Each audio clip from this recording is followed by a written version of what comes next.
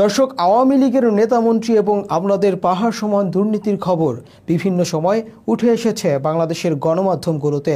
তবে আজ বাংলা এডিশনের অনুসন্ধানীমূলক অনুষ্ঠান ক্রাইম এডিশনে আমরা এমন দুজন সহোদর ভাইয়ের দুর্নীতির গল্প শোনাবো, যাদের একজন সাবেক প্রধানমন্ত্রীকে মা ডেকে এবং অন্যজন শেখ মুজিবকে নিয়ে কবিতা আবৃত্তি ও গান গেয়ে গড়ে তুলেছেন সম্পদের পাহাড়। আমি এই হত্যা রক্তপাত কিছুই দেখিনি জাতির পিতার মৃত্যু।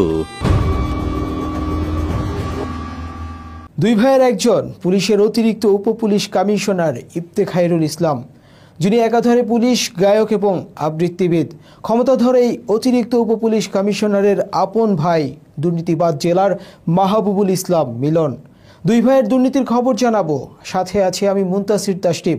অনুসন্ধান করছে ক্রাইম এডিশনের অনুসন্ধানী দল। মাহবুবুল ইসলাম মিলন 2010 সালের সেপ্টেম্বরে ডেপুটি জেলার পদে থাকা অবস্থায় ঢাকা কেন্দ্রীয় কারাগারে জেলারের দায়িত্ব পান। 2009 সালে আওয়ামী লীগ সরকার গঠনের পর পদোন্নতি ছাড়াই জেলারের দায়িত্ব দেওয়া হয় তাকে। পরে 2012 সালের জুলাইয়ে জেলার পদে স্থায়ী করা হয় তাকে।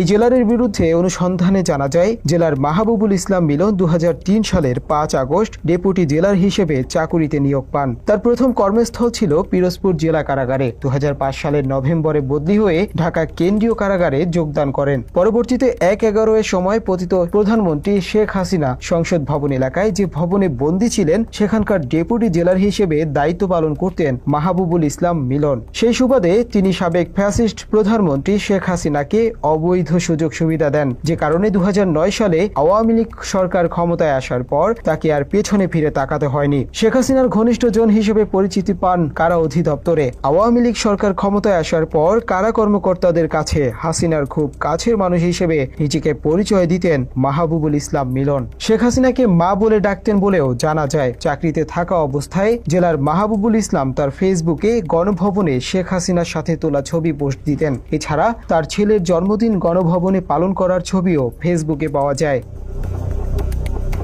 আওয়ামী ক্ষমতার অপব্যবহার করে কারা কর্মকর্তাদের পদোন্নতি, বদলি, বাণিজ্য, কারাগারের টেন্ডার নিয়ন্ত্রণ সহ নানান অপকর্মে জড়িয়ে পড়েন মাহবুবুল ইসলাম মিলন। বন্দীদের কাছ থেকে উৎকোচ নেয়া এবং বন্দীদের কাছে মাদক সরবরাহের বিষয়টি কারা অধিদপ্তরে ওপেন সিক্রেট ছিল। কারাগারে বন্দীদের ভালো ছেলে থাকার সুযোগ এবং ভালো খাবার দেওয়ার মাধ্যমে প্রতি